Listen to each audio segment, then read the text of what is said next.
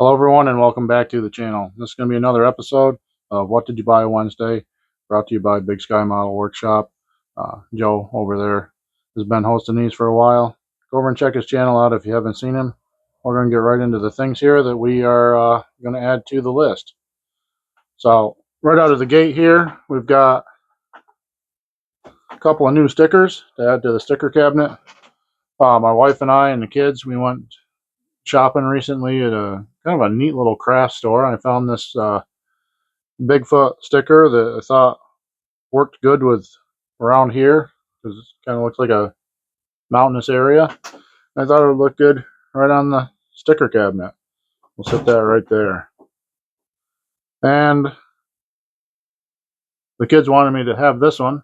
It's got an astronaut on it riding through space on a unicycle. Don't really know where that came from, but or that idea, but that's kind of funny. I like it. One of the things that I'm going to add to the stash this week that I actually have already added, you've probably seen me using it, or if you haven't, you're going to see it in the next video or two, is this Loctite. So I've been using Gorilla Glue, and I also been using the Tamiya, but I bought this stuff mainly because we got the kids' new bikes, and the training wheels, the nuts on the training wheels kept backing out. And so I got this Loctite and put on it, and I thought I was just buying Loctite. I didn't really look, but it was Loctite super glue.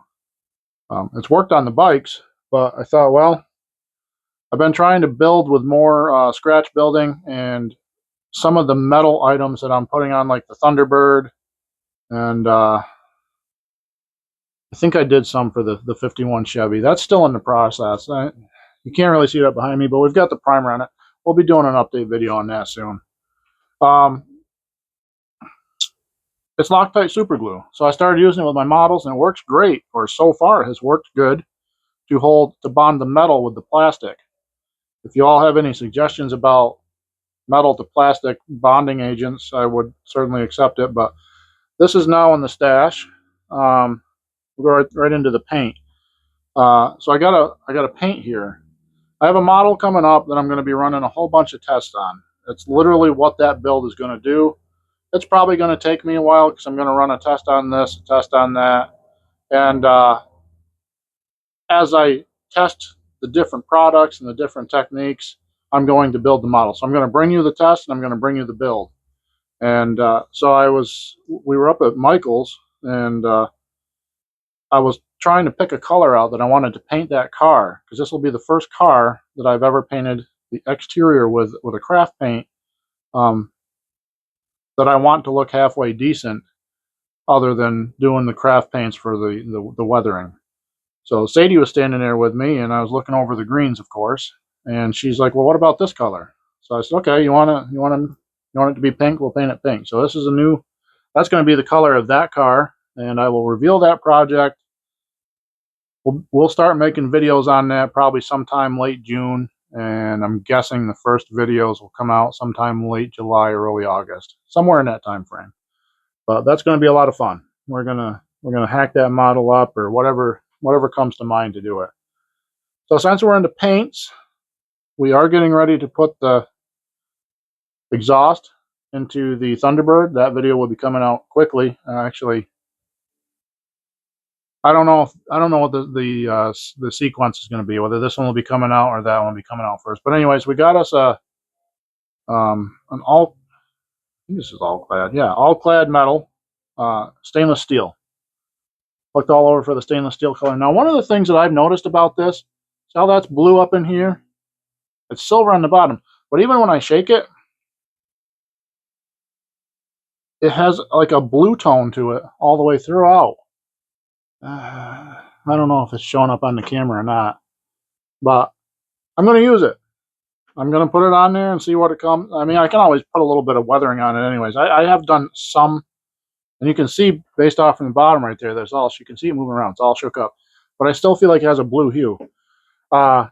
We are doing just a little bit of weathering on the Thunderbird, because I want it to be a like a full restoration project, or maybe it was a car that was very, very well maintained, but it gets driven. So even even those cars are going to have like some road grime and stuff kick up. So it's going to be just slightly worn on the bottom. The the body and everything on top is going to be in perfect condition, or the best that I can make it. So with that in mind, we also bought a metallic. This is a metallic color, and this is dirty, oily steel.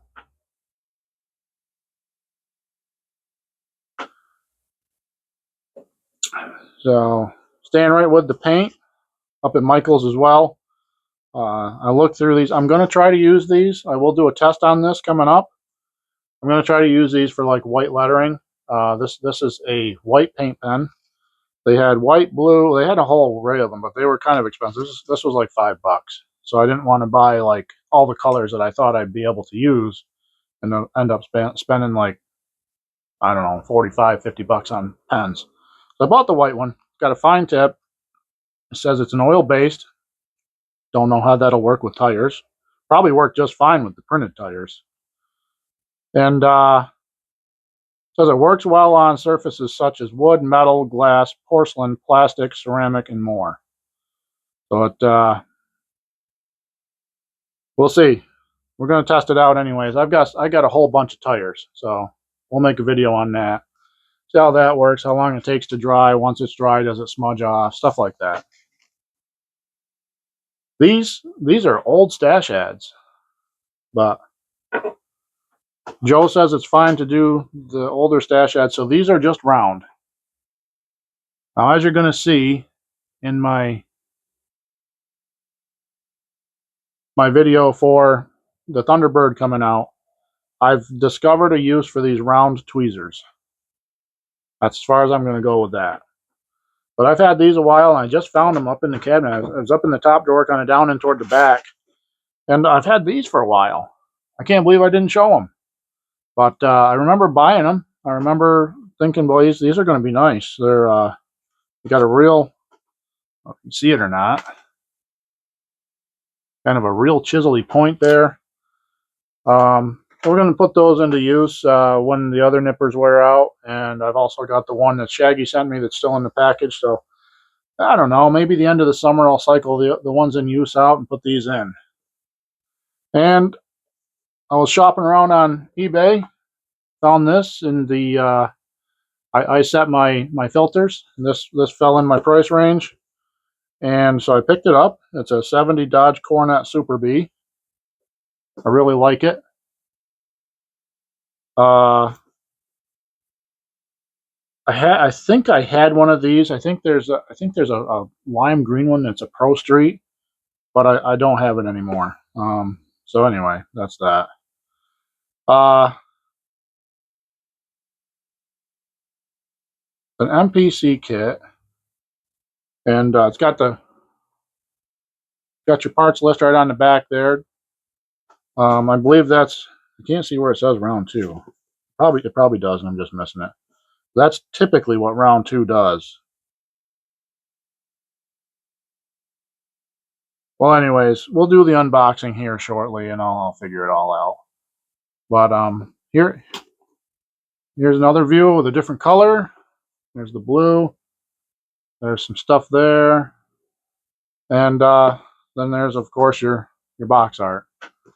So that'll kind of close out this What Did You Buy Wednesday. I want to thank everybody who's followed along till the end. If you have, toss me a comment, hit me with a thumbs up, and until we see each other again, everyone out there be safe and everyone be blessed, and thank you for watching.